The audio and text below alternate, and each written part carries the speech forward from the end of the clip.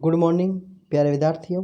गायत्री विद्या मंदिर उच्च माध्यमिक विद्यालय सांचौर के यूट्यूब चैनल में आप सभी का स्वागत है। प्यारे विद्यार्थियों, आज हम पढ़ने जा रहे हैं कक्षा 6 का व्याकरण का जो प्रकरण है समास प्रकरणम भाग 2। तो प्यारे विद्यार्थियों, आज के इस प्रकरण के अंदर हम भाग 2 के अंदर कर्मधारय समास को पढ़ेंगे और उसके आगे के समासों के बारे में भी अध्ययन करेंगे। यानी कि पिछले वीडियो के अंदर हमने पढ़ा था अविभाव समास और तत्पुरुष समास। अविभाव समास क्या था कि जिसका पहला पद जो अवयव होता है तो वहाँ पर अविभाव समास होता है। तत्पुरुष समास जो विभक्तियों के आधार पर द्वितीया से लगाकर के सप्तमी विभक्ति के आधार पर इनके 6 भेद माने गए हैं। उन 6 भेदों के अलग अलग प्रकार से हमने तत्पुरुष समास में अध्ययन किया। तो हम उन्हीं के आगे आज कर्मधारय समास को भी पढ़ते हैं। कर्मधारय समास, सबसे पहले हम पढ़ते हैं कर्मधारय समास की परिभाषा। तो देखिए, कर्मधारय समास के अंदर जिसमें प्रथम पद विशेषण हो और दूसरा पद द्वितीय पद जो है वह विशेष्य हो। और विशेषण क्या है, विशेष्य क्या है, इनको भी अपन ने आगे वाले वीडियो में पढ़ा था। तो देखें, विशेषण वह शब्द जिसकी विशेषता बताई जाती है जिस शब्द के द्वारा, तो वह क्या कहलाता है, विशेषण। जिस शब्द की विशेषता बताई जाती है तो वह विशेषण कहलाता है, और जिसकी विशेषता बताई जाती है तो वह क्या कहलाता है, विशेष्य। अर्थात उपमेय उपमान, जिसको हम कुछ अलग नाम से पुकारते हैं या उसको उपमा देते हैं तो वह क्या कहते हैं, उपमा। और जिसको दी जाती है तो वह क्या है, उपमेय। अर्थात उसमें क्या होता है, कर्मधारय समास होता है। तो देखें, अपन उसको और भी आगे समझते हैं। समस्त पद, तो देखें समस्त पद के अंदर कृष्ण स्रप, कृष्ण सासो स्रपः, कृष्ण है जो स्रप। स्रप कैसा है, कृष्ण अर्थात काला। सांप कैसा है, काला। तो सांप जो है काला है, तो सांप यहाँ पर क्या है, विशेष्य। और कैसा है, उसकी विशेषता क्या है, कृष्ण। तो यहाँ पर कृष्ण क्या है, विशेष। उपमा दी गई है इसको, सांप को, किसकी, कृष्ण की, काले की।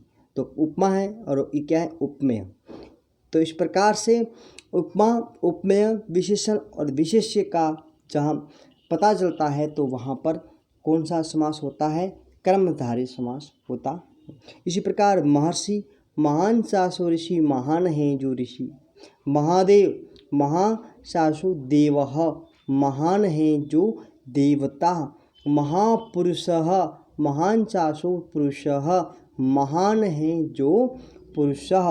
पीताम्बरम, पीतम च तत् अम्बरम, पीला है जो वस्त्र, पीला है जो वस्त्र।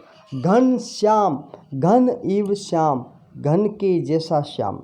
श्याम कैसा है, घन के समान काला है, बादलों के समान।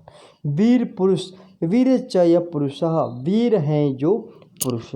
तो यहाँ पर अपन देख रहे हैं तो प्रत्येक शब्दों को यहाँ पर उपमा दी गई है। सांप को कृष्ण की, ऋषि को महानता की, देवता को महान की, पुरुष को महान की, वस्त्र को पीला की, श्याम को घन की और पुरुष को वीर की। तो यहाँ ये शब्द क्या दे रखी है, उपमा दे रखी है। इन शब्दों की यहाँ पर विशेषताएं बताई जा रही हैं कि सांप है वो कैसा, काला है। ऋषि है वो कैसा है, महान है। देवता है वो महान है। पुरुष है वह भी महान है। वस्त्र है वो कैसा है, पीला है। श्याम है वो कैसा है, घन के समान है।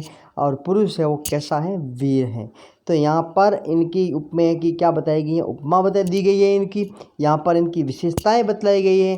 तो वहाँ पर अव्ययी भाव या वहाँ पर कर्मधारय समास क्या होता है, कौन सा समास होता है, कर्मधारय समास बनता है।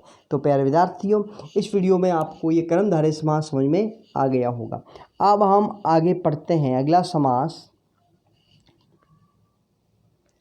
द्विगु समास। कौन सा समास आ रहा है हमारे सामने, द्विगु समास। तो द्विगु समास की जो परिभाषा है वह है संख्या पूर्वो द्विगु। इसका एक सूत्र है, संख्या पूर्वो द्विगु, संख्या पूर्वो द्विगु। अर्थात कर्मधारय समास का पूर्व पद यानी कि आगे का पद क्या हो, संख्यावाची हो, आगे संख्यावाची हो तो उसे द्विगु समास कहा जाता है। आगे अगर संख्या है तो वहाँ पर कौन सा समास होगा, द्विगु समास। इस समास में समाहार अर्थात समूह का बोध होता है। समाहार या समूह का क्या होता है, बोध होता है।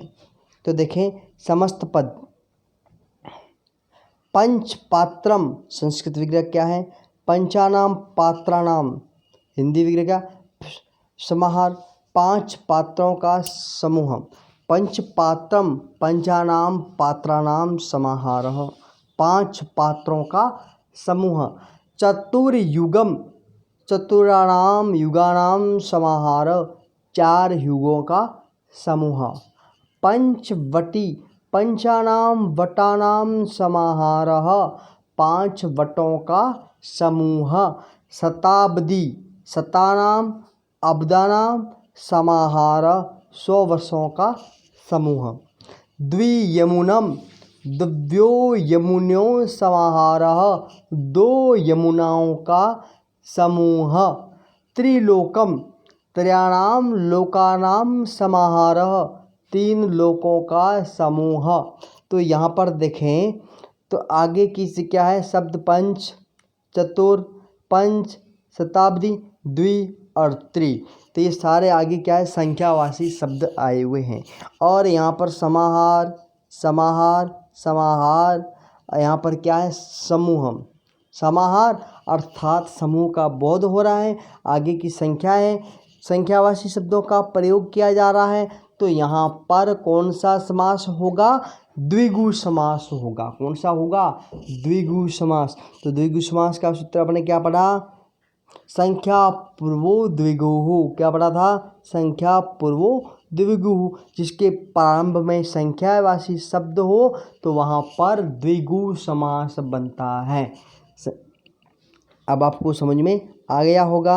अब हम अगला पढ़ते हैं द्वंद्व समास। कौन सा पढ़ते हैं, द्वंद्व समास। तो इसका सूत्र क्या है, उभय पदार्थ प्रधानो द्वंद्वः, उभय पदार्थ प्रधानो द्वंद्व। उभय यानी दोनों, उभय का अर्थ क्या है, दोनों, पदार्थ यानी पद, प्रधानो यानी प्रधान।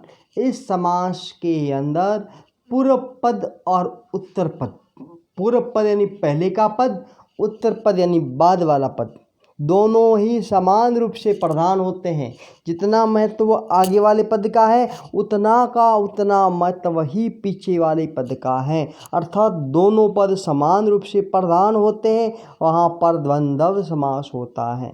और जब इस द्वंद्व समास का अपन संस्कृत विग्रह करते हैं तो संस्कृत विग्रह शब्द के साथ में च, जिसका हिंदी अर्थ है और, का प्रयोग किया जाता है तो वहाँ पर द्वंद्व समास होता है।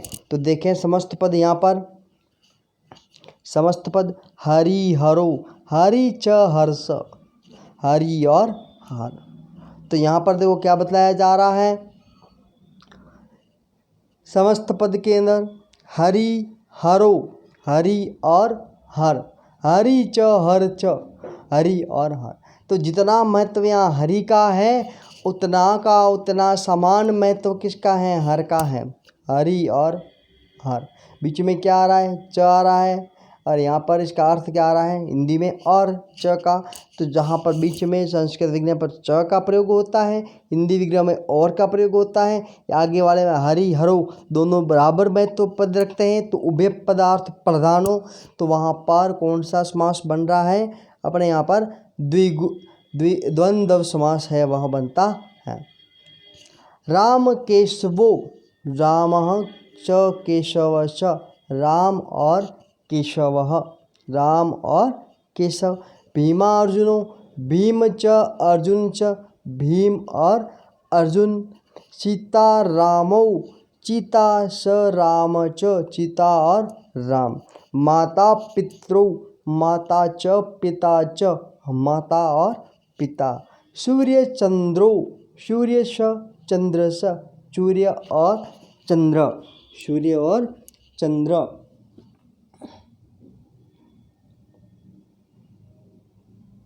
शिव केशवो, शिव स केशव स, शिव और केशव, शिव और केशव। तो यहाँ पर देखें कि जितना महत्व यहाँ पर हरि का है उतना का उतना किसका बताया हरि का, उतना का उतना हर का। जितना महत्व यहाँ राम का है उसी के समान किसका महत्व है केशव का। जितना महत्व भीम है उतना ही प्रधान कौन है अर्जुन। जितने सीता यहाँ पर प्रधान है उतना भाई राम माता है प्रधान, उसी के समान कौन है पितरों पिता। सूर्य है उसी के समान कौन है चंद्र। जितना शिव प्रधान है उसी के समान कौन है केशव। जितना यहाँ पर हरि और हर दोनों के बीच में च का प्रयोग हुआ, यहाँ पर भी च का प्रयोग हो रहा है, पीछे भी च, इसमें क्या हो रहा है च, जिसका अर्थ है और, क्या है और। तो ये अपना क्या मिल रहा है सूत्र यहाँ पर मिल रहा है। तो देखें दोनों पद समान रूप से प्रधान होते हैं और बिंदी विग्रह करने पर दोनों के बीच में और का प्रयोग होता है तो वहाँ पर द्वंद्व समास होता है। तो प्यारे विद्यार्थियों आज के इस प्रकरण के अंदर आपको द्विगु समास, द्वंद्व समास और कर्मधारय समास ये तीनों समास समझ में आ गए होंगे।